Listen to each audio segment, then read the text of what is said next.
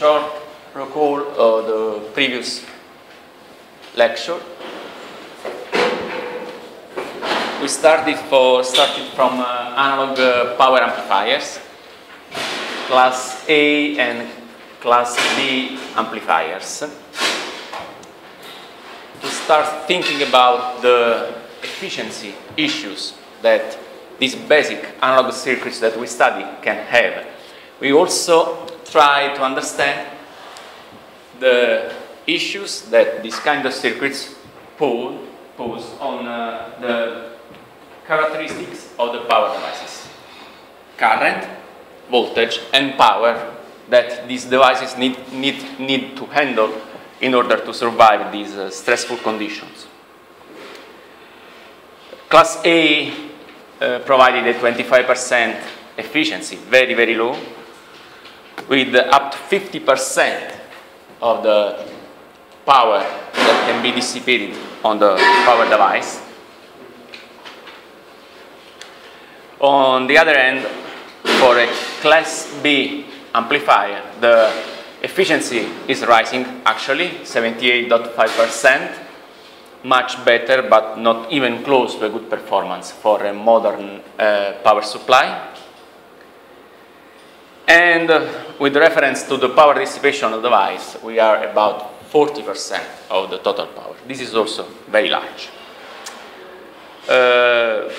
Without trying to design a new circuit that improves the situation, we can start thinking, which is the problem? The problem is that these devices, the power devices in this circuit, work for a very long time in an operating point in which the power dissipation is high voltage and high current at the same time. The only way to improve this is working or with high voltage and low current, or with high current and low voltage. This means that the devices must be in the on or in the off state. And then we move to class D amplifiers, where the devices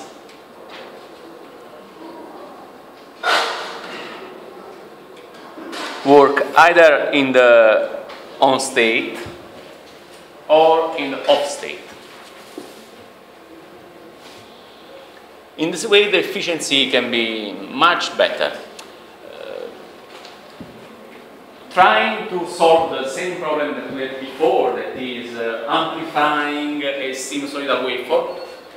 A class D amplifier that needs to solve this kind of problem is shown here. And it is made with a couple of power devices, in this case 2 N MOSFETs. They are switched on and off, bringing this node either to VCC or VEE. In each case, the power dissipation is on a single device.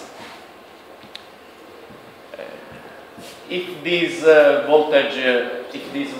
this device is on, the current will flow through this device, but the voltage drop would be very low, and this voltage will be VCC.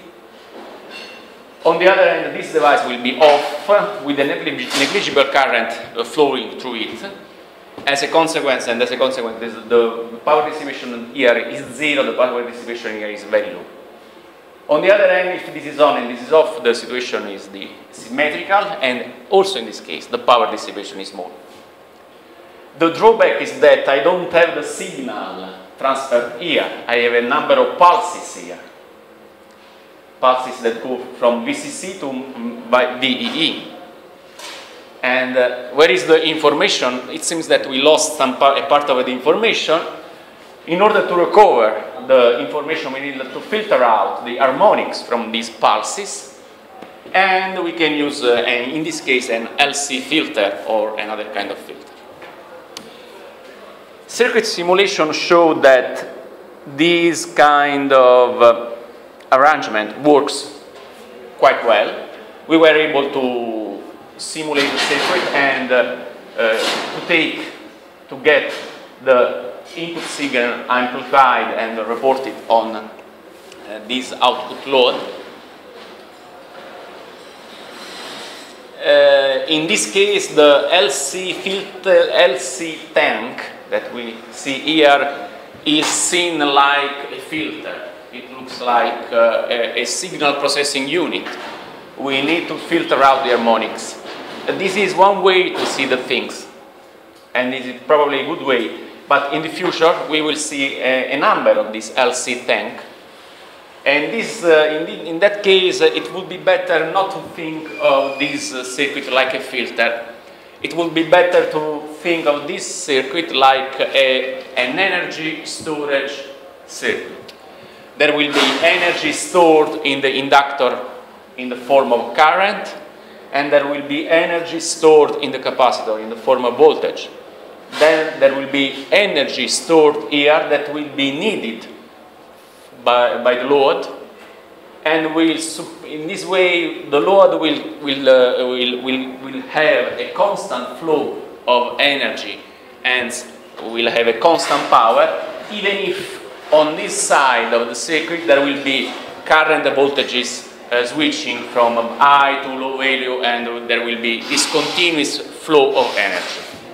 It's always a filter, but it's better to think of it like an energy storage unit, like a battery, more or less.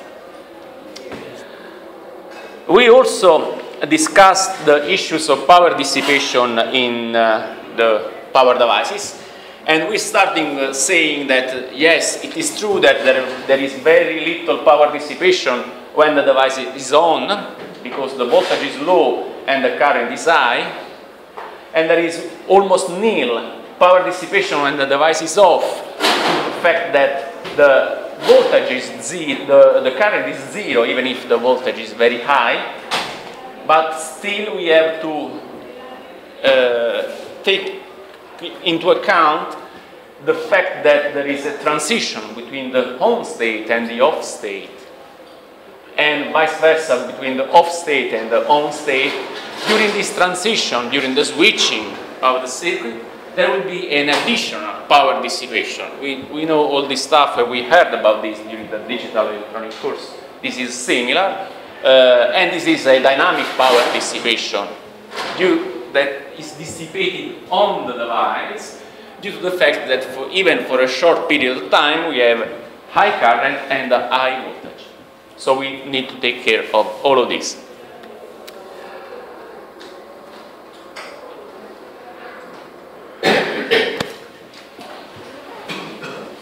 A typical Class D power block power circuit will have a power supply that will provide the energy, the circuit. Then there will be the signal that we need to transfer to the load with the high current, increasing the power. We take the power from here, it will be modulated by the signal, and then we go to the load. This signal is modulated by a carrier frequency, that is the modulated frequency that is, here the notation is not very nice, because we have Fs, that is signal frequency, and Fn is modulating frequency. In the future, we will use Fs will be the switching frequency, and in the future, this and this will be the same, because the signal, we won't have the signal in the rest of our lectures. For the following lectures, we want to transfer a constant output voltage, more or less, to the output. So there is no signal. The signal is a constant value, and the only thing that will be important will be the switching frequency, and very often we will use switching frequency. In this particular case, we have a signal frequency and a modulating frequency. The signal frequency is quite low. The modulating frequency must be much higher. Then there will be a signal demodulation block, the filter, the LC tank, and finally the load. In order to correctly reconstruct the output signal, the the class D operation, after the class D operation, we need to demodulate the signal with a low-pass filter. This will cut off the carrier frequency, the modulation frequency, while leaving unaltered the signal frequency Fs. Very important, our filters, we want to build them with L and C components, not with resistors. Resistors will dissipate power, we want high energy efficiency, and filters made with energy storage components, L, C, inductors and capacitors.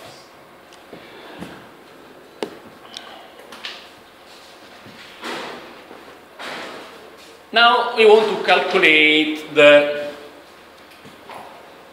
we want to have an idea of the losses and of the efficiency. We were able to calculate the efficiency for class A and class B amplifiers with some simple calculation. Here the discussion is slightly different.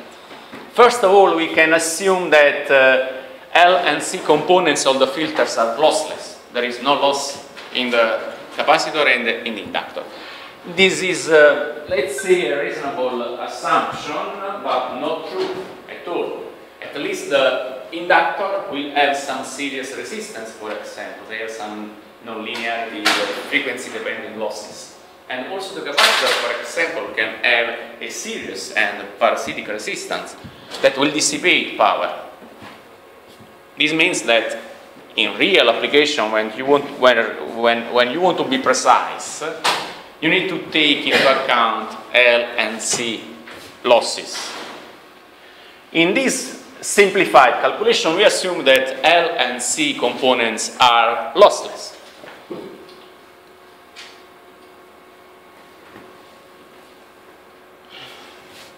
This is a driver, this is an ideal voltage source, this is an ideal voltage source. This is lossless, the load will take the power. Where are the losses? The only source of losses will be the power devices. This is why these power devices are so important for these circuits. More or less everything depends on them. If the power devices dissipate a lot of power, the efficiency will be low. Hence, we can define the power efficiency like the ratio between the load power and power supply power. The load will be the load power will be the difference between the supply and the power dissipation, the power dissipated on the devices. Hence, 1 minus PD divided PS. If PD is 0, the efficiency is 100%. This is the first important point. Here we don't have the ideal limit for the power efficiency, for the energy efficiency, power efficiency is 100%. If I have an ideal device with 0 power dissipation, I can get up to 100%. Please note that in class A or class B amplifiers, independent on the kind of the circuit's components or devices, the efficiency will be very low, 25% or 78.5%. This is not the case. We can go up to 100%. This is why we will see in the future there are power supply that can go up to 98% of efficiency in particular conditions. This is very good. 98% is if I have 100 watts, only 2 watts are dissipated on power unit. In the end, this is why I don't have the power supply for this one, but most of our notebooks now, they have very small power supply like this. You can have a very small power supply if the power dissipation on the power supply is very small. Otherwise, it will get hot and will melt. It's made of plastic. Will melt immediately. However, power dissipation is not 0.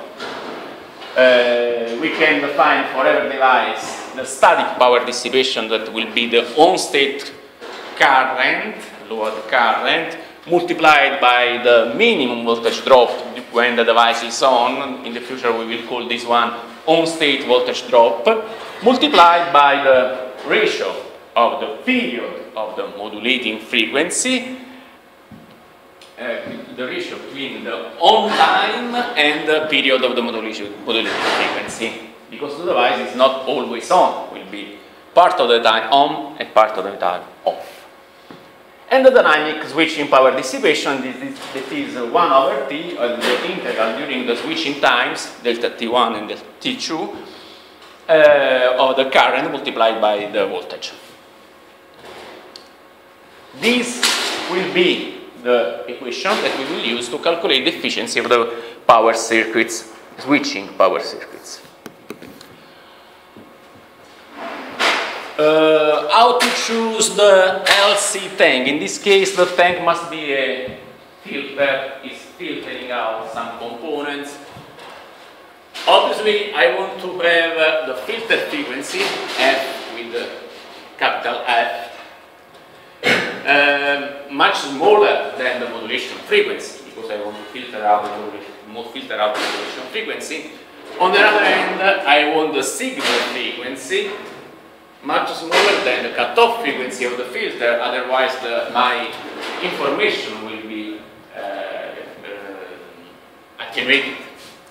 In the end, it is clear that I want the switching, the signal frequency much smaller than the modulation frequency. In our example, we had something like 20 kilohertz of switching frequency, of modulating frequency, and 5 kilohertz of signal frequency.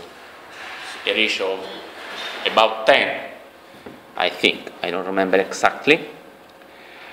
The signal was at 1 kilohertz, while this pulse at a period of 50 microseconds, that is 20 kilohertz. 1 to 20, a ratio of 20. That means 20 pulses for each period. 10 pulses for the on period, for the positive period, and 10 pulses for the negative one. You can reconstruct quite well the sinusoid in this way.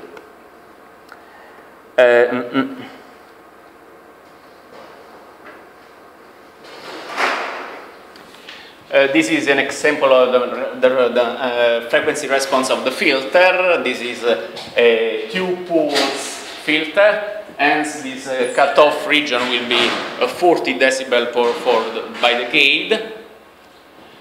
This is the frequency, and the signal frequency should be here, so that it's not attenuated nor amplified, and the modulation frequency should be here, so in this way it will be very largely filtered out.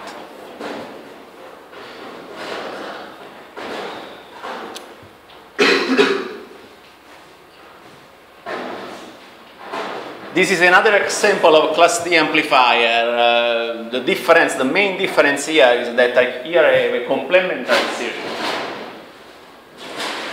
This is an NMOS, and this is a PMOS, so that I can drive both of them with a single pulse, more or less. It's like a CMOS inverter. Like a CMOS inverter. However, the efficiency here is not that good, because here we have a short circuit current. There is a time period when the gate switches, in which this one and this one are both on.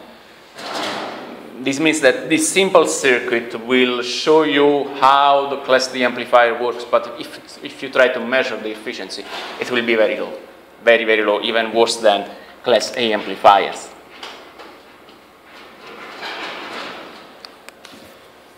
In this case, for example, the signal frequency is 5 kilohertz, while the modulating signal is 50 kilohertz. The input frequency is slightly increased, and also the modulating frequency. You can calculate the pole of the LC circuit like the equation shown in the upright corner, and it is 7.9 kilohertz. This is probably correct. The signal frequency is not filtered out, while the modulation frequency is filtered out. This is a good design, more or less. If it would, except for the fact, as I told you, that this gate signal is switching on both of them at the same time. You always need a clever driver here. You need a driver that switch, if this is on and this is off, firstly switch this off. No short circuit current, then you switch this on. After, switch this off, then switch this off. This on. So you need to have dead times between the switching on periods of the two devices. Otherwise, you don't get a good efficiency. And this is what is done here with this driver that I try to design in some way.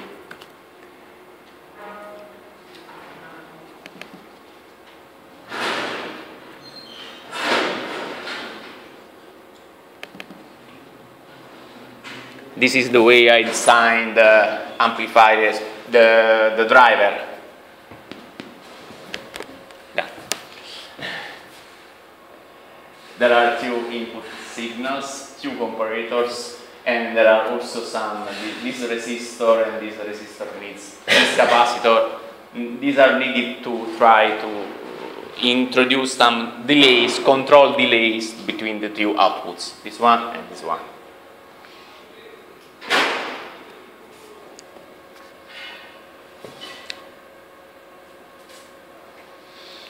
This is, I told you this one previously, for analog amplifiers, for this case, thinking of this dimensioning like a filter is okay. In the following, when dealing with power converters or power supply circuits, it would be more convenient to see the LC tank as an energy storage circuit. It will take care of providing constant voltage, a constant current to the load. Now we have some basic concept.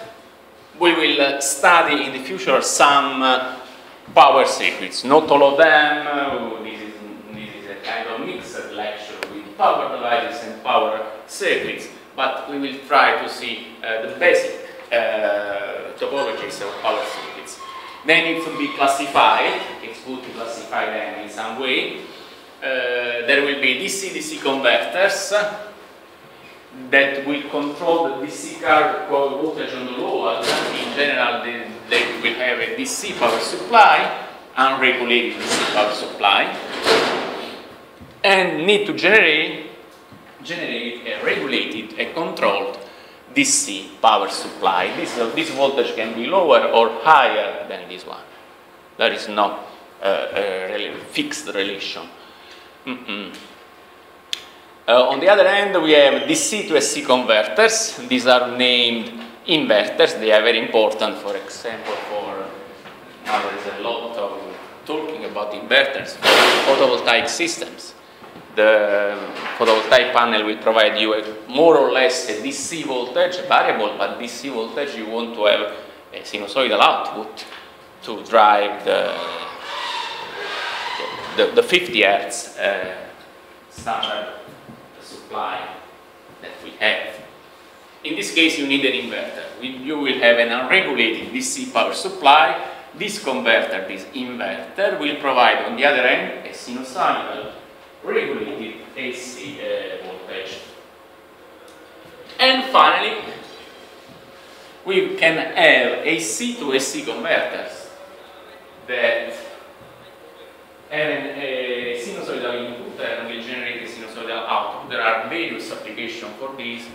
The first one that you can think of is if you have in your house a UPS and uninterruptible power supply that is a battery that will provide voltage to your computer when the voltage, supply voltage is gone.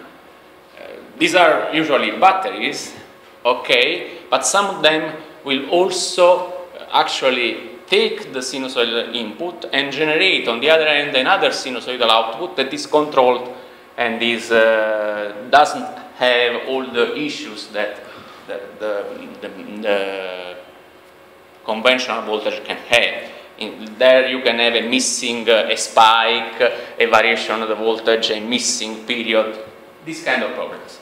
If you have this kind of AC to AC converter, you can generate on the other end an AC regulated voltage. And this is why you still have to think about the efficiency. If you have an AC unregulated voltage and you afford a circuit that provides you a regulated AC voltage for reliability issues, how much do you want to pay for this? If I have 100 watts here, I want to have 95 watts here. I'm not ready to pay 50% of efficiency here. I won't double the power dissipation of my house for a reliability problem. If this one has very high efficiency, this can be done. This is feasible.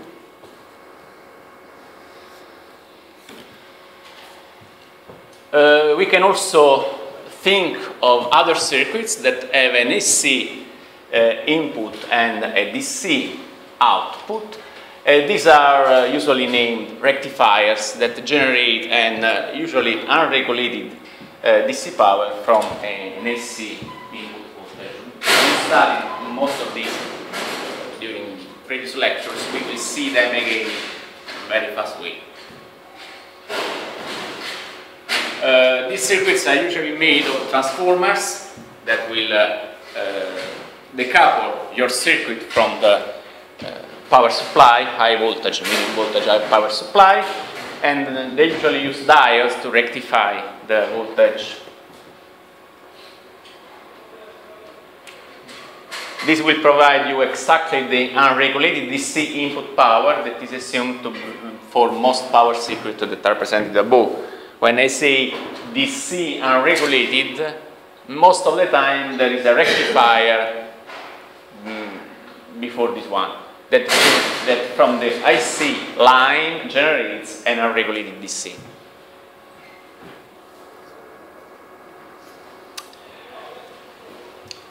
Okay, this concludes this set of slides. We can directly proceed to the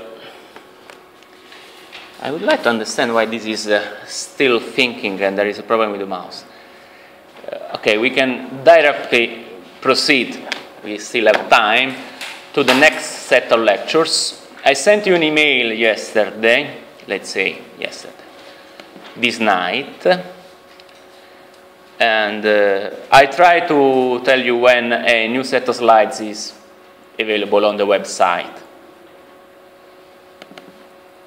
It can also happen that I see some errors and maybe there are newer versions of the slides. If there is some major issue, I will let you know.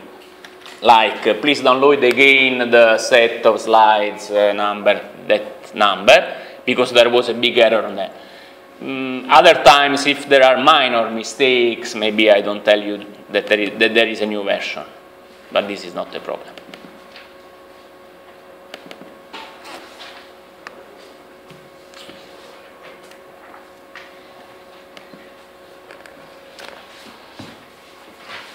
As previously told you, the rectifiers are very simple circuits in principle, and you study them probably during the annual electronic courses. We'll see them again with an overview on which are the issues of power dissipation and high power applications. The most simple rectifier is a half-wave rectifier. It will be made with a single diode, one single component, and a transformer.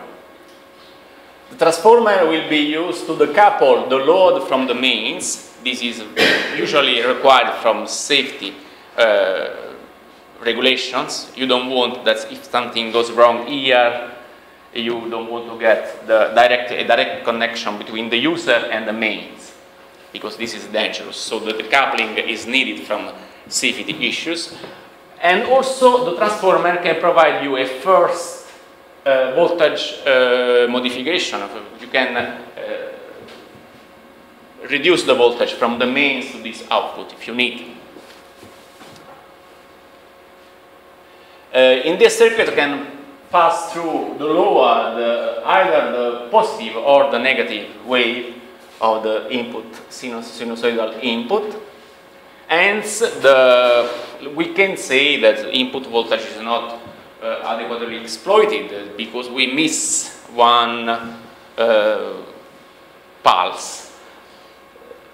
Please note that we are not missing one semi-period in sense that we are wasting that energy. It's just not passing through, but the energy of this wave, half wave, is not dissipated anywhere. When the wave is in the opposite, there is no current flowing through the diode, hence no power dissipation. So it's maybe more difficult to design, we will need a bigger capacitor on the output, these kind of problems, but not an energy problem. This is the output pulses that we see here. This is not DC, this is a series of half sinus, very far from DC, goes from the maximum to 0, and we will need a kind of filtering out, something that will extract the DC voltage from this one. The DC voltage can be calculated, just 1 over T of the integration of the sinusoid, and it will be the maximum voltage divided by P.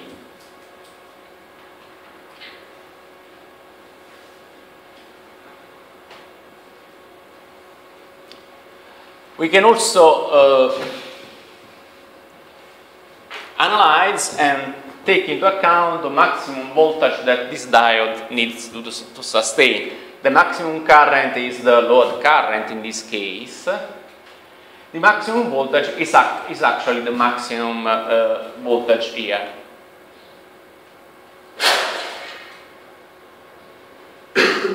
When I have the minus voltage here, this diode is reverse biased. There is no current flowing through the resistor, so this voltage is 0. You have 0 voltage here, minus V max on the other end, and this means that the maximum reverse bias is actually the maximum voltage on the input. This must be taken into account. If you have the mains, this voltage is around 320 volts, something like that. It's not very small voltage. If you take a conventional small diode for signal application, this will not withstand 300 volts in reverse. This means that for these simple circuits, if you want to connect this to the main, you need to select a proper diode that is not the PN diode that you studied. We will study it in the following. It has a different structure. Slightly different, but different.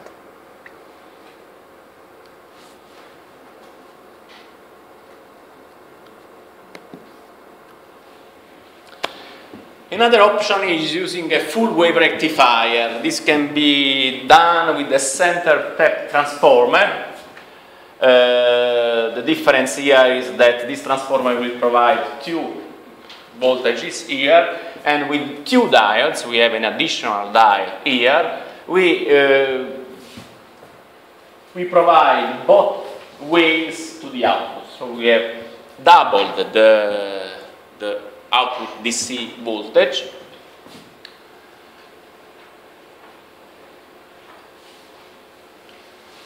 This circuit is slightly more complicated. It has 2 diodes, will be more expensive, obviously, but the use and the following circuit will be easier to design, since it will be easier to extract the DC component from this waveform.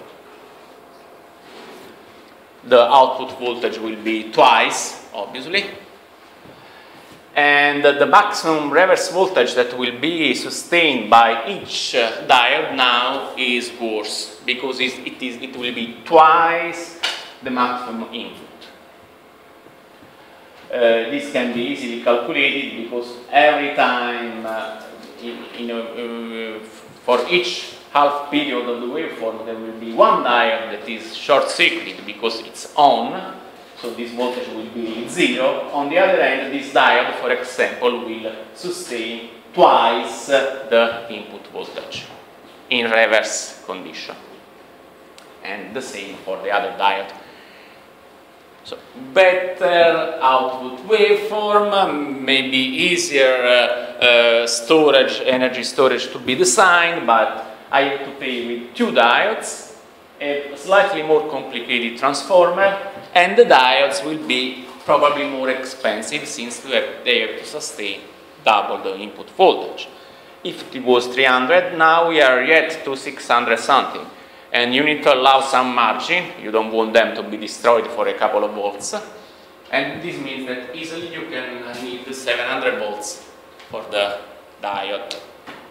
We start moving very far away from the few volts that we studied in digital electronics. 5 volts, 3.3, 2.5, 1.8. We are also very far from the basics analog circuits that you are used to see. 12 volts of power supply, 10 volts. These are the numbers. We are moving very far away, 700, 1 kilovolt, and so on. A different solution is the bridge rectifier. This is also very well known from you. We have 4 diodes. The cost is increasing. In this case, we don't need a center fab transformer. We still need a transformer. This is not shown here, but we probably need a transformer here in order to decouple this voltage from the mains. And maybe also needed to change the input voltage to the diodes with respect to the mains. The working principle is very well known from you. For each wave, half wave of input, there will be 2 diodes conducting and 2 diodes in the reverse bias. The connection of the diodes is such that the load on the current is always from the same direction, hence the rectification that we wanted. For this circuit, the improvement is on the voltage required by the diodes, because here the maximum voltage of a single diode is not doubled, it is just the maximum input voltage.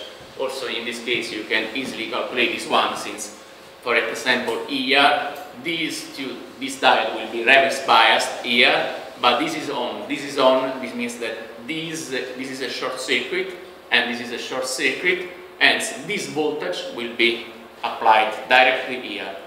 If this is reverse bias, the maximum reverse bias is the input voltage. This is better, but I pay with 4 diodes.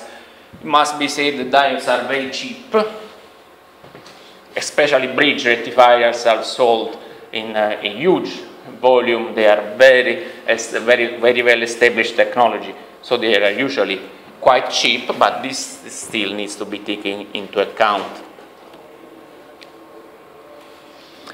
The way we presented the rectifiers till now is with a simple resistor, just the load, and the output voltage was bumping from 0 to the maximum.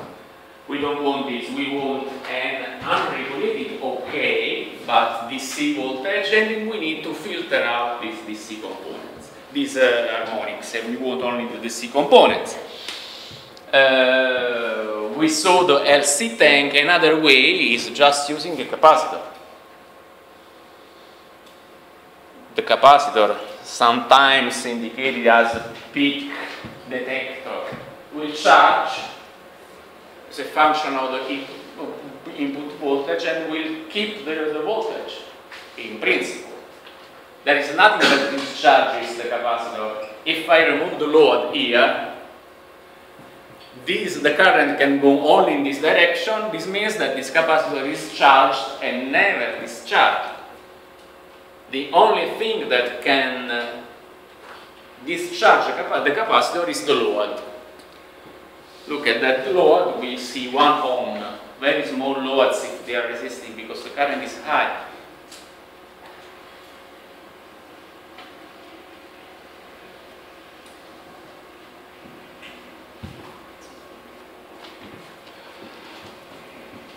looking closer to the behavior of the circuit, we see that in steady state conditions, each time an input half wave arrives, the capacitor is charged to a certain peak value.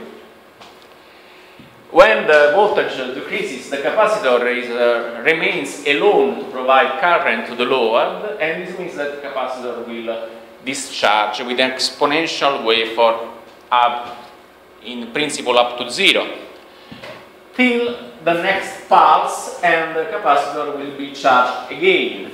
This means that the output is not constant, will be a number of pulses with a particular shape. What we are interested in is the ripple, that is the difference between the maximum output voltage and the minimum output voltage. Ideally, we want zero ripple, we want very small ripple. We can, for these simple nonlinear circuits, this is true, but they are still simple enough to be calculated by hand with some equations. We can derive the ripple voltage, assuming, for example, that exponential waveform is very slow if compared with the period, and this must be true, otherwise the ripple is very high. We can approximate the exponential to the first term, and this becomes a linear equation, and then see which would be the value of this exponential waveform when the time is half t divided by 2. I'm here neglecting this charge time with respect to the discharge time. This is a good approximation. You can calculate the ripple. As you can see, the ripple is proportional to the peak voltage, but this is not a problem, because if we want, the stability will be always as a percentage of the peak voltage. It's proportional to the period, but this is fixed. It will be 50 Hertz, and this will be 20 milliseconds. Divided by RC. R is the load. I cannot change R. The only thing I have to change is the capacitor. This capacitor is the filter capacitor or the energy storage capacitor. The point is, this capacitor contains a certain amount of energy. In half period of the input waveform, the load will drain this amount of power, because the load needs this power. This will change the input to output voltage by this much. If I want to reduce this ripple, this discharge, I need a bigger capacitor. Very simple, very linear. Nothing to discuss about this.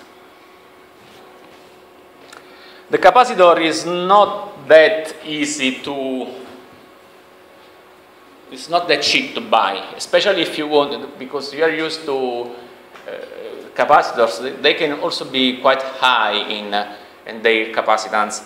But one big problem for the capacitors is also the voltage that they can sustain.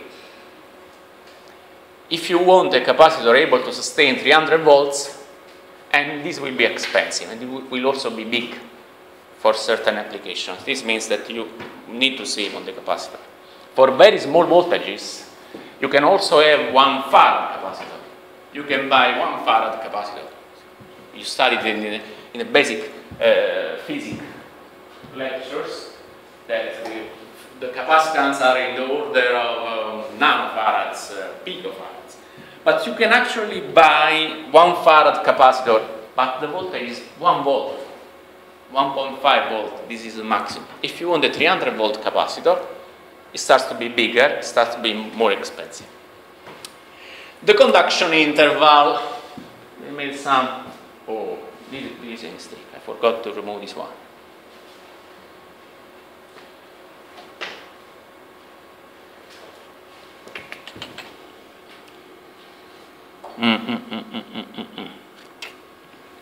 Delete this one.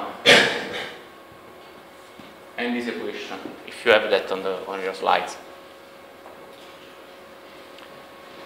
The conduction interval. I made 2 cases here.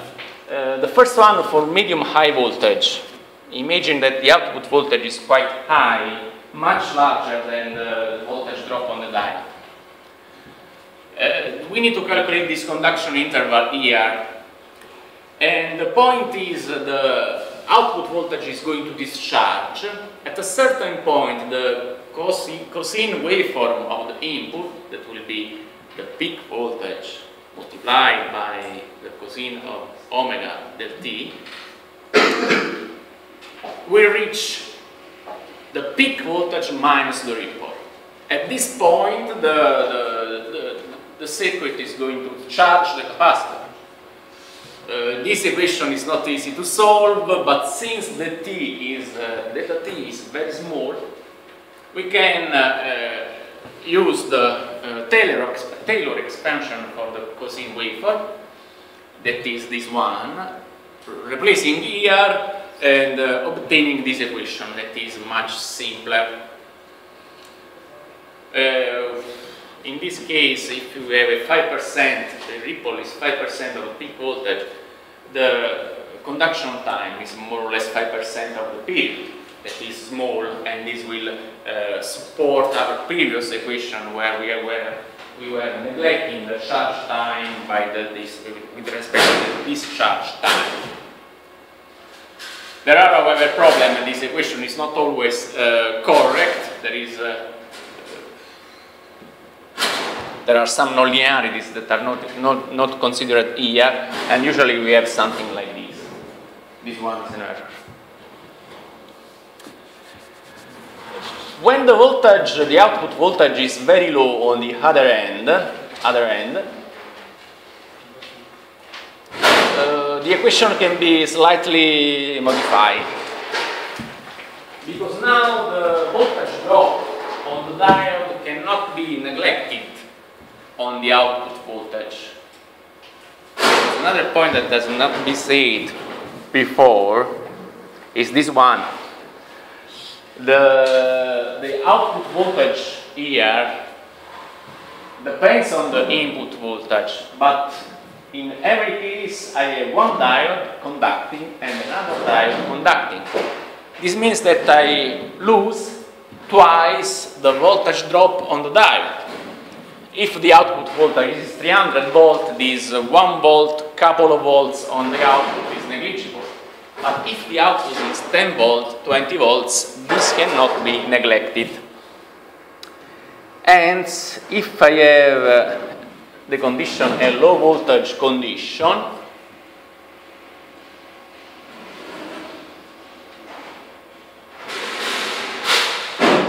I need to separate the input voltage,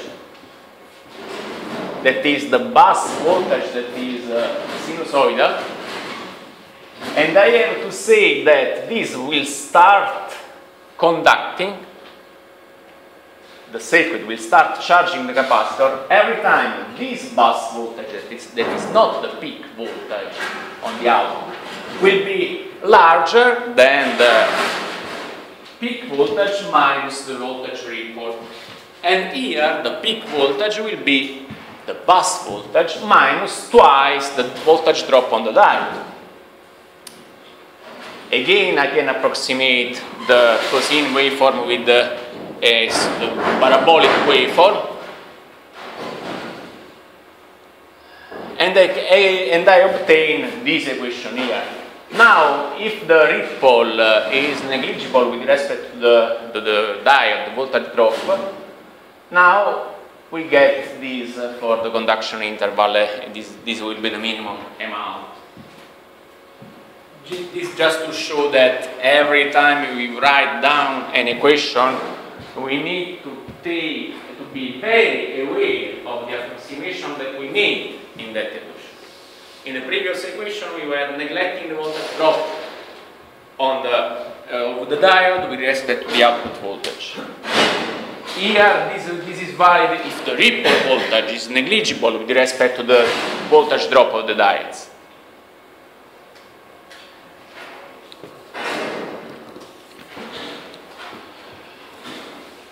Okay, imagine I don't have cost issues. I want to buy a very big capacitor because I don't want this ripple. I want a very well controlled voltage without ripple, because in my application I need that, and I don't have cost issues. I want to big capacitor, to buy a very big capacitor, very expensive. Okay, are there any other problems? Unfortunately, yes. We saw before that increasing the capacitor will reduce the conduction interval. There will be a very small amount of time in which the capacitor will be charged. But still, the amount of energy that the load will require during one period is the same. The period is the same. The load will need that energy. This means that I have to charge the capacitor with that amount of energy in a much smaller time. The consequence is the current that is forced through the diode, through the capacitor, into the capacitor through the diodes will be larger. Here is the calculation of the peak current, assuming a triangular shape for the waveform, but the problem is also the energy. This is the charge, you see. This is the charge absorbed by the load that does not change with RC. And as you can see, we can associate this with the conduction time. If RC is equal 50 times the period of the waveform, the ripple factor will be more or less 1/100th of the DC value, and the peak value will be 50 times the load current. Or now, if I have 1 amp of load current, this diode will need to sustain pulses of 50 amps, and all the circuits need to sustain this high peak of current. This shows that it's not easy. If I start to need a diode with, we say, 300 volts of voltage sustaining voltage, and maybe 50 amp of pulsed current. This diode is not very simple to design. Another issue is the diode surge current. This is, to be honest, more a simulation issue than a real circuit problem, because there are circuit techniques that try to prevent this problem. During the first quarter cycle of the first waveform, the capacitor is discharged is at 0 voltage, and it must be charged immediately in just 1/4 of cycle. In this simulation, you charge the capacitor. If the energy is very large, you need a lot of current. You can calculate the current with the relation between current and voltage in the capacitor, that is the derivative of the voltage, and the maximum current will be just at the beginning when the voltage derivative is larger. And this is the value. In this typical simulation, the repetitive peak diode current will be in the order of 20 amps, 30 amps, while the peak surge current is over 200. This is also an issue that we need to take care of. Another professor that used to explain this stuff would say the capacitor is a short circuit at the beginning. You are starting in short circuit condition because the capacitor is 0 voltage, and it's very difficult to charge. So for a couple of pulses for a certain period of time, your circuit is working in a short circuit output. That is not easy task. Small design example just to see our equations. Imagine the input voltage, root mean square input voltage is 13 volts. We are imagining that the mains, we use a transformer that will step down the main voltage from 230 to 13, 50 Hertz. The output load is 50 ohm, and we set a capacitor that is 5000 microfarads. Choose the diode and calculate the efficiency. Well, now we just simulate and see what happens. The analytical analysis we can assume a diode on-state voltage drop for the diode that is 1 volt to be verified, depends on the diode. The output peak voltage would be the bus peak voltage, that is 13 multiplied by the square radix of 2, minus twice the on-state voltage drop on the diode, that is 2 volts, and it would be 16.4 volts. The ripple voltage calculated with this equation is about 0.22 volts. Very small, acceptable. But please note, quite small with respect to the on voltage drop of the diode. The load current will be neglecting the ripple voltage, will be 6.4 volts divided 15 ohms, that is 1.1 amps. And the power is just the voltage multiplied by the current, 18 volts. The diode peak current will be around 16, 17 amps. Once we calculate the conduction interval using the relation that neglects, for low voltage, neglects the ripple with respect to the diode voltage drop. It will be 1.3 milliseconds, and this is 16 amps. The surge current is up to 250 amps. We can compare these with circuit simulation. This is the simple bridge simulation done with LT-Spice. The only thing that is very far from the reality is this diode model. This is an ideal model with just the saturation current. The real diodes are not like that. Then we have at least a series resistance. At least. We will see in the future they have a lot of issues during the switching on and off. However, in this simulation shown here, I have the simulation, we can calculate more or less everything. This is the output voltage. You can see a series of pulses. The discharge is very linear, and the charge time is very small with respect to the discharge. This is the output, this is the input voltage, and this is the diode current. The surge current is very high, and a series of peaks. The peaks are about 25 amps.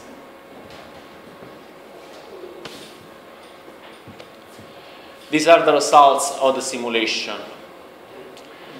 The diode voltage is not 1 volt, it is 0.7. This is an ideal diode. We do expect 0.7 volts of voltage drop. We know that. The peak voltage is then slightly larger, 16.9, in very close agreement with the simulation results. The ripple voltage is slightly larger and is a very good agreement with the simulation results. The load current is 1.13, 19.1 volt, nothing different. The conduction time is 1.3 milliseconds. In agreement with the analytical results, what is different is the peak current. It is 25 amps. Here the assumption of, probably the assumption of triangular waveform for the diode current is not correct. The waveform is more peaked, hence the peak voltage is larger. The diode surge current is 206 amps. That is in good agreement with the analytical results. This means that the analysis that we know about the bridge rectifier is correct. And the simulations are also in agreement with the analytical results. Target for these lectures is not showing you complete working circuits ready for the application. The circuit, in particular, the circuit part of these lectures will be it is quite shrinked. There is not much, so I will not have time to show you actual solutions for given problems or second order problems that are in these circuits. But sometimes when it is possible, I show you some hint that shows you the difference between theory, simulation, and reality. This is the full wave rectifier with diode bridge. Some issues of a real design and how try to solve them. This is only one possible solution. I'm sure there are smarter and more advanced solutions everywhere. But these are, for example, solutions. First issue, the surge current is too high. In our simulation, there is nothing that we can do.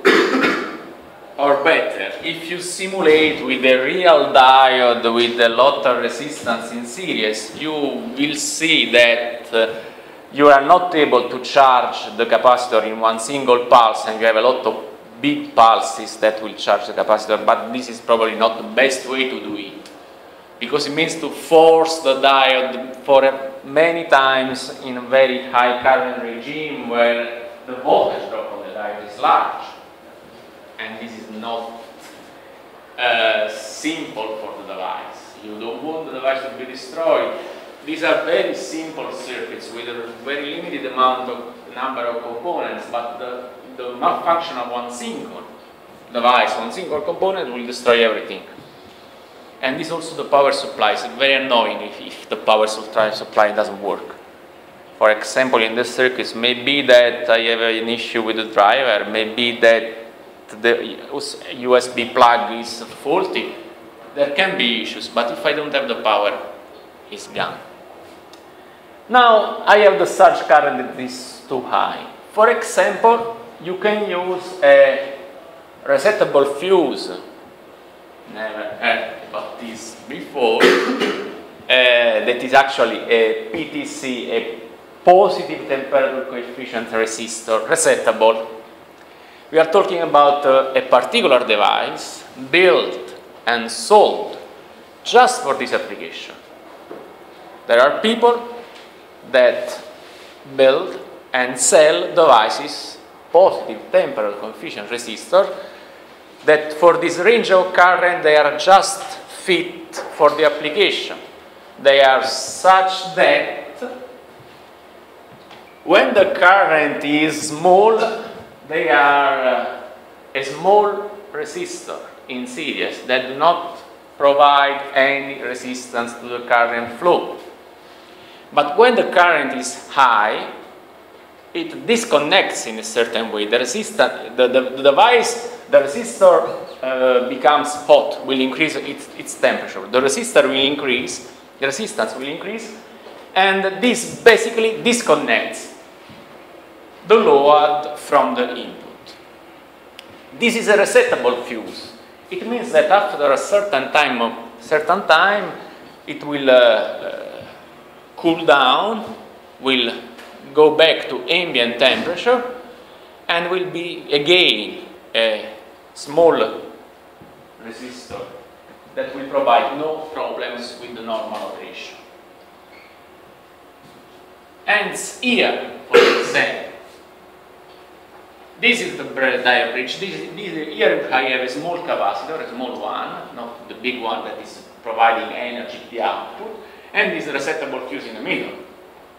At the beginning, first cycle, I start to charge both capacitors in parallel.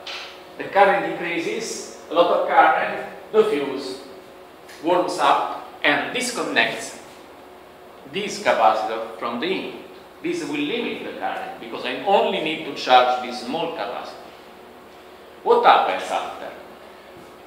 The following half wave, there is no charge. There is a period in which there is no current flow, and this capacitor can start charge this capacitor on the other end, on the other side with a smaller current. It means I charge this one and slowly charge also this one. every time there is an input half wave, this process can repeat. And this resistor will prevent the maximum current, will limit the maximum current. So the maximum current is not handled by the diodes. I'm not relying on the diodes to be in the large current regime and stop the current. I'm relying on a particular device that is built exactly for this, to limit the current. This is one possibility. Another problem, a short circuit on the load destroys the rectifier. If I short circuit the load, after discharging the capacitor, what happens is that every time I charge, I have an input waveform, half wave, this diode, the diodes need to sustain the entire input voltage in forward. The current is too high and the device destroys. A short circuit is possible. It can happen when I try to plug my device on the mains. There can be a very short touch of the pins. In electrical times, interval, even if it's very short from my point of view, it's a very long time for the circuit and everything is destroyed. So you need to take care of this. You don't want to destroy the circuits, also for safety issues. And this is more or less the same. If I use a resettable fuse here, when the current is small, this is a very small resistance path, and everything is okay. It is working perfectly. When the current increases, this will switch off. This resistor is no more present. I still have this higher resistance in parallel that will provide some current to the output, for example, to keep the capacitor charged and to avoid a complete disconnection of this section from this one, but I can limit the output current. These devices will cost something, needs to be designed appropriately. Probably they are sold for this application. Just you can find the data sheet for and PTC thermistor for diode bridge 330 volt mains. Probably they are sold like this. They will reduce slightly the efficiency. They are in series. This is a small resistance in series, but will be reduced the efficiency. But you can do without that, because otherwise this circuit won't work. Would be too weak for real applications. Other issue. You charge this capacitor. You are working with it. You also spend a lot of money with a big capacitor because you want to have a very small ripple. But if you disconnect the load, the capacitor remains charged. And if the amount of energy stored there is high, this can be dangerous. If you touch the pins, you get a shock. What can I do about this? It is possible to use a bleeder resistor to discharge the capacitor. Bleeder means bleeding significa emorragia. A bleeder resistor is something that drains current continuously. Okay? That is a load. You put a load in parallel to your actual load to guarantee that a certain amount of energy is discharged from the capacitor always.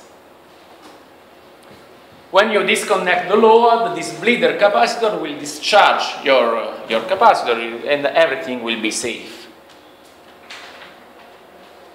This, however, is a huge problem for the efficiency. You have something that dissipates always. When you put your power supply on the mains, even without load, you have a lot of energy that is dissipated. This is not nice.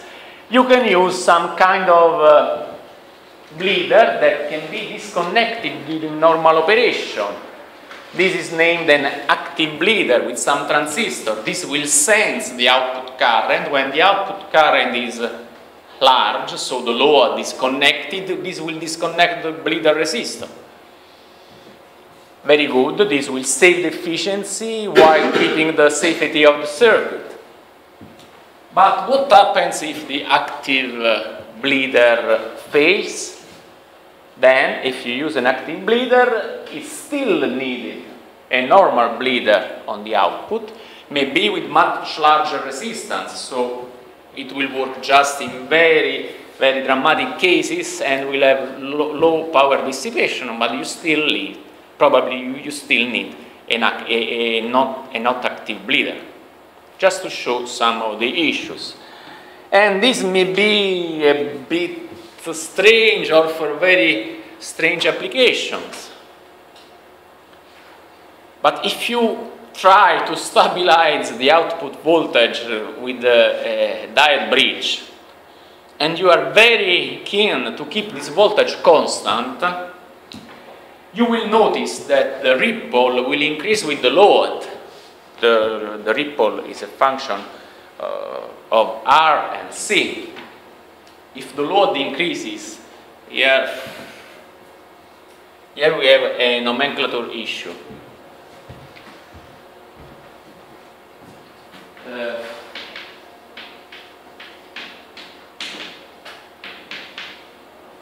Okay, what does it mean, high load? The load increases. We usually say that the load is the current. If the load increases, if I have one bulb that I need to activate or two bulbs that I need to activate, the load is increasing. There are more switched on appliances. And this means I need more current. This means that usually when I say the load increases, it means I that increases. Sometimes the load is resistive.